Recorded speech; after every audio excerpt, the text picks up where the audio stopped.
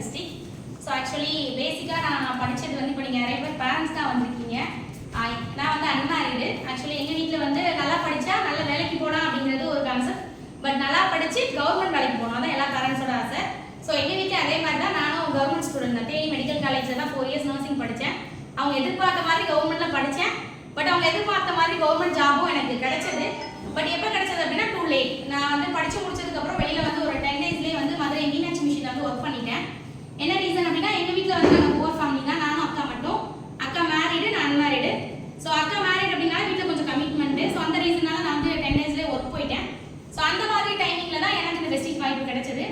கிடைக்கும் போது வந்து எனக்கு பெருசாக தெரியல. எனக்கு என்னோட ஃப்ரெண்டு முனீஸ்வரன் சார் தான் அந்த வாய்ப்பு கொடுத்தாங்க. என்னோட ஸ்கூல் மேட்டு. ஸோ நான் உள்ள வரும்போது அவங்க பெருசாக சம்பாதிக்கல, எனக்கு நம்பிக்கையும் இல்லை. நீயும் சம்பாதிக்கல, நான் வந்து என்ன சம்பாதிக்க வைப்பியா அப்படிங்கிற ஒரு கொஸ்டின் எனக்குள்ள இருந்தது. சரி ஓகே, இதில் வந்து நம்ம போடுறதுக்கு எதுவும் இல்லை, நம்மளை நம்பி நம்மளோட பேரண்ட்ஸ் ஒரு 1000 ரூபாய் பொருள் கூட வாங்க மாட்டாங்க அப்படின்னு ஒரு ட்விஸ்ட் தான் வச்சாங்க. என்ன நம்பி 1000 ரூபாய் வாங்க மாட்டீங்களாமா அப்படின்னு கேட்டனால எங்கள் வீட்டில் வாங்கிட்டாங்க. சரி ஓகே நம்ம பண்ணுவோம் அப்படின்னு சொல்லி பண்ணணும்னு நினைச்சேன். ஆனால் பட் ஒர்க் போனதுனால அந்த ஜாபை வந்து நான் வெஸ்டிஜை வந்து கண்டினியூ பண்ணலை.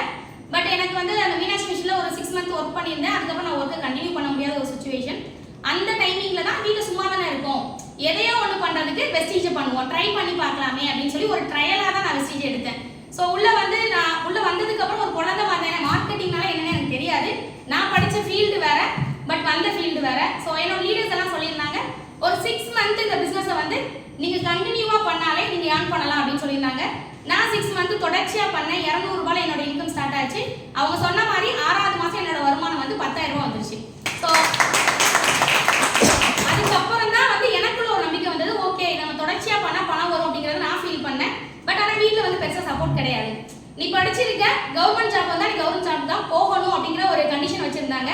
அவங்க எதிர்பார்த்த மாதிரி கரெக்டாக எனக்கு வெஸ்டிஜில் 20,000 ரூபாய் வரும்போது எனக்கு கவர்மெண்ட் போஸ்டிங்கும் கிடைச்சது.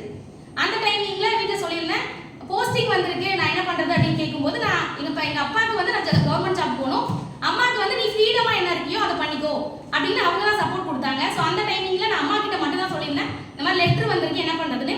யாருக்குமே தெரியாமல் அதை கிழிச்சு போட்டுடலாம், ஜாப் வேண்டாம், ஏன்னா அது வந்து நீ டெம்பரவரியாக தான் போகிற, கோவிட் நர்ஸ் தான். ஸோ அப்போ அந்த டைமிங்கில் உயிருக்கு உத்தரவாதம் கிடையாது, பணத்துக்கு உத்தரவாதம் கிடையாது, நீ வெஸ்டிஜே பண்ணு, ஏன்னா இதில் உனக்கு 20K வருது, இது நாளைக்கு 50 மாறும் 1 lakh மாறும், அது உன்னோட திறமை தான், நீ அதனால் ஜாபுக்கெல்லாம் போக வேண்டாம், யாரையும் சொல்லவும் வேண்டாம். நான் இந்த சீக்கிரட்டை இப்போதான் எல்லாரும் முன்னாடியே சொல்லவே ஆரம்பிக்கிறேன். ஏன்னா அதுக்கு முன்னாடி வீட்டில் சொன்னால் வீட்டில் எல்லாரும் என்கொயரி பண்ணுவாங்கல்ல, இது ஏன் சொல்லலை வைக்கல, ஏன்னா அவங்க எல்லாரோட தாட் வந்து கவர்மெண்ட் ஜாப். பட் எனக்கு தான் தெரியும் அதோட சுச்சுவேஷன் ஆஃப்டர் மேரேஜ், குழந்தைங்க, ஹஸ்பண்ட் பார்க்கும்போது அந்த ஜாப் வந்து நமக்கு செட் ஆகாது. ஸோ ஓகே நான் இதே கண்டினியூ பண்ணிக்கலாம்னு சொல்லி நான் தொடர்ச்சியாக பண்ண ஆரம்பித்தேன். ஸோ இப்போ என்னோட ஹையஸ்ட் இன்கம் வந்து நான் 60,000 ரூபாய் earn பண்ணிட்டு இருக்கேன். இதில் நான் மட்டும் சம்பாதிக்கல, என்னோட அணியில் எல்லாருமே லேடிஸ் தான், அதில் ஜென்ஸே யாரும் கிடையாது. லேடிஸ் வந்து 100 ரூபாயிலேருந்து ஹையஸ்ட்டாக 58,000 ரூபாய் வரைய ஒரு 50 குடும்பங்களை சம்பாதிக்க வச்சு நான் சம்பாதிச்சிட்டு இருக்கேன். ஸோ இதில் ஏஜ் பார்த்தீங்க அப்படின்னா எனக்கு 23 தான். இந்த நவம்பர் தான் 23 வந்து ஸ்டார்ட் ஆகிருக்கு.